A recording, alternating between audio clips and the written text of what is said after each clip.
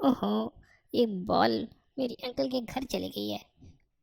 गुस्सा आ रहा मुझे, अभी जाके बेल देता हूँ मैं।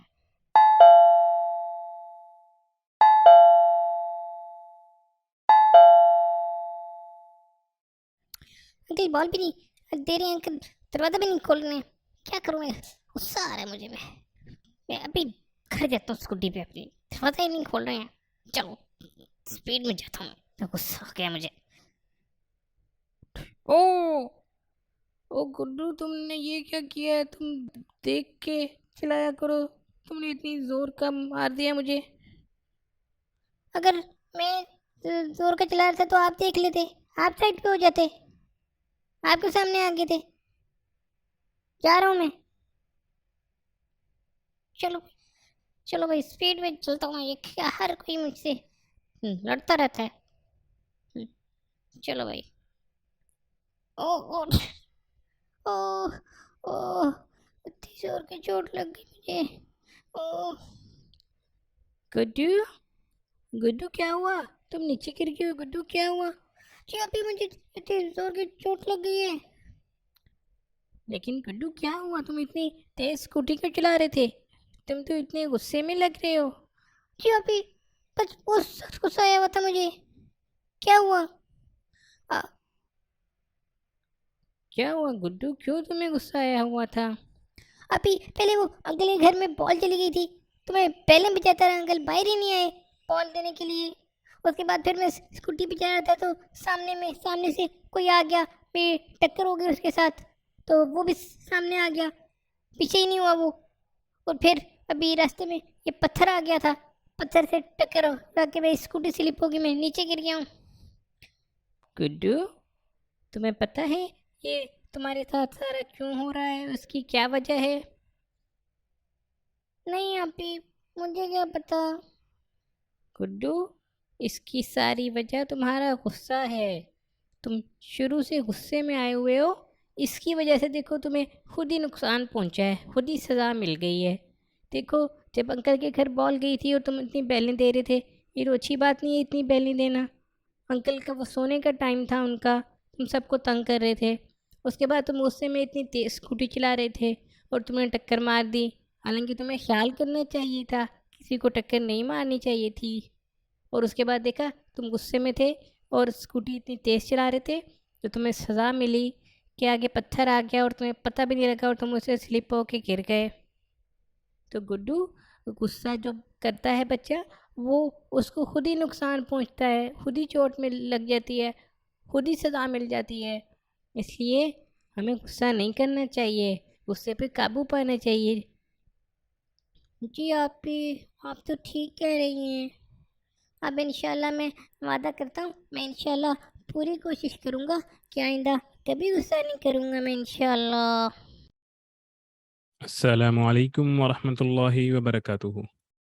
प्यारे बच्चों, उम्मीद है आपको आज की कहानी बहुत पसंद आई होगी। आज की कहानी से हमें ये सबक मिलता है कि अगर हम गुस्सा करें तो उसका नुकसान हमें खुद ही मिलता है। इसलिए हमें गुस्सा नहीं करना चाहिए, गुस्से पे काबू पाना चाहिए, वरना हमारा अपना भी नुकसान होता है और गुस्सा करने से बाकी काम भी हमारे सारे ख़राब हो जाते हैं। अब हम चलते हैं अपने नेक्स्ट सेगमेंट की तरफ। तो बच्चों, इसके अंदर हमारे रोज़े के मसाइल चल रहे थे। हमने ज़्यादातर मसाइल रोज़े के कवर कर लिए हैं। आज इंशाल्लाह हम आपको कुछ बातें बताएंगे जो नफली रोज़े हैं, उनकी फ़जीलत से मुतल्लिक।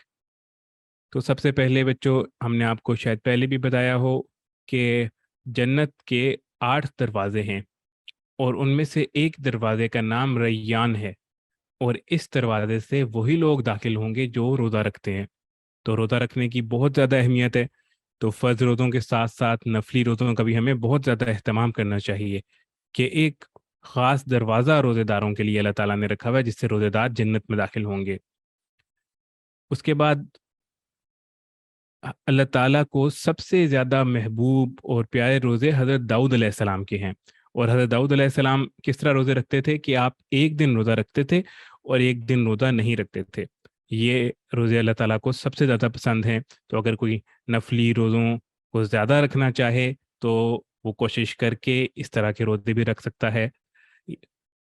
اس کے بعد ایام بیز یعنی 13، 14 اور 15 تاریخ یعنی چاند کی، اسلامی مہینے کی 13، 14 اور 15 تاریخ کے روزے رکھنا، یہ ایسا ہے جیسے کہ بندے نے ہمیشہ روزے رکھے، ہمیشہ روزے رکھنے کے برابر ہے۔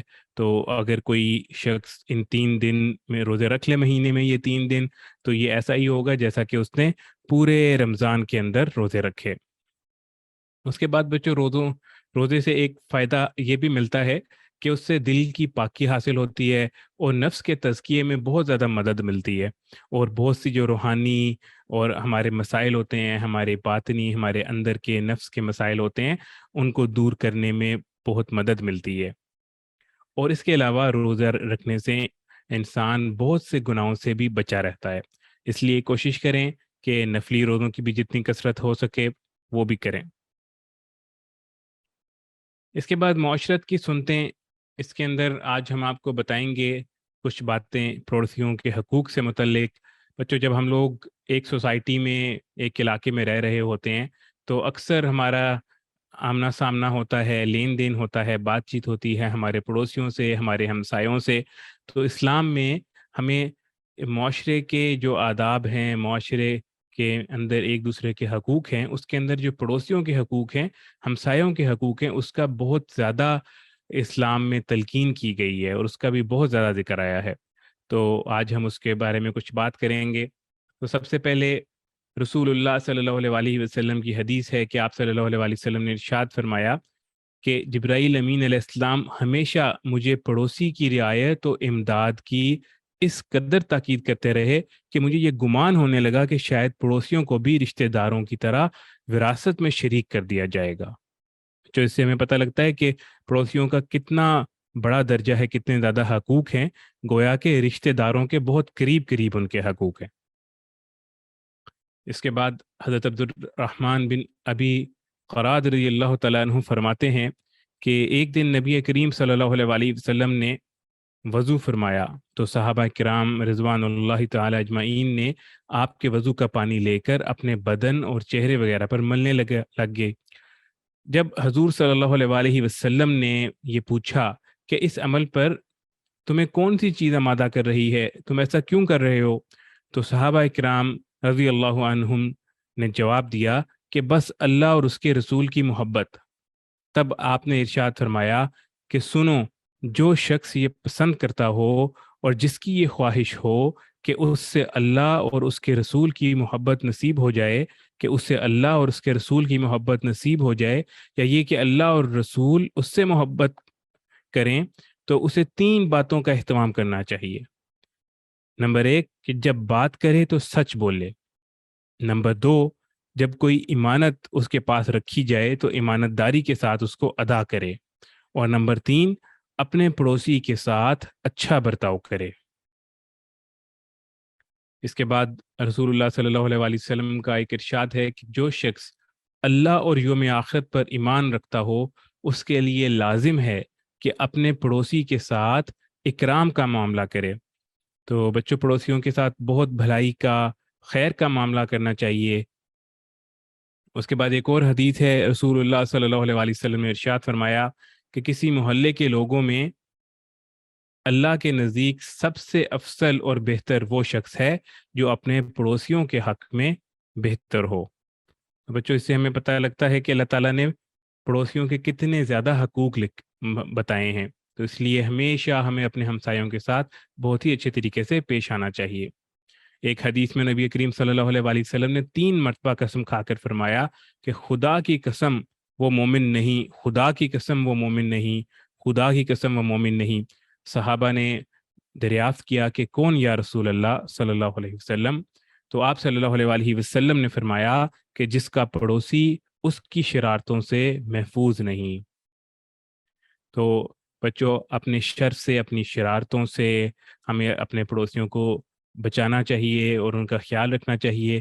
بعض دفعہ ہوتا ہے کہ بچے جب ملتے ہیں اکٹھے ہوتے ہیں، کچھ بچے یا ہمسائے بھی آپس میں بچے یا کزنز اکٹھے ہوتے ہیں تو وہ شرارتیں کرتے ہیں، پڑوسیوں کو تنگ کرتے ہیں، ان کے دروازے نوک کر کے کئی دفعہ بھاگ جاتے ہیں یا کبھی بیلز دے کر بھاگ جاتے ہیں. تو اس کا بہت زیادہ خیال رکھنا چاہیے کہ آپ نے اپنی شرارتوں سے اپنے ہمسایوں کو بچانا ہے، ان کو تنگ نہیں کرنا، کیونکہ اس کے اوپر بہت سخت وعید آئی ہے. کیونکہ دیکھیں آپ صلی اللہ علیہ وسلم نے فرمایا ہے، 3 مرتبہ فرمایا ہے کہ خدا کی قسم وہ مومن نہیں کہ جس کی شرارتوں سے اس کا پڑوسی محفوظ نہیں. تو اپنی شرارتوں سے اپنے پڑوسیوں کو محفوظ رکھیں، ان کو تنگ کرنے سے بچیں.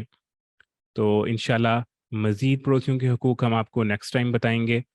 اب ٹائم ہوا ہے نیکسٹ سیشن کا. میں ریکویسٹ کرتا ہوں عامر جواد صاحب سے کہ وہ آئیں اور نیکسٹ سیشن شروع کریں. السلام علیکم ورحمۃ اللہ وبرکاتہ.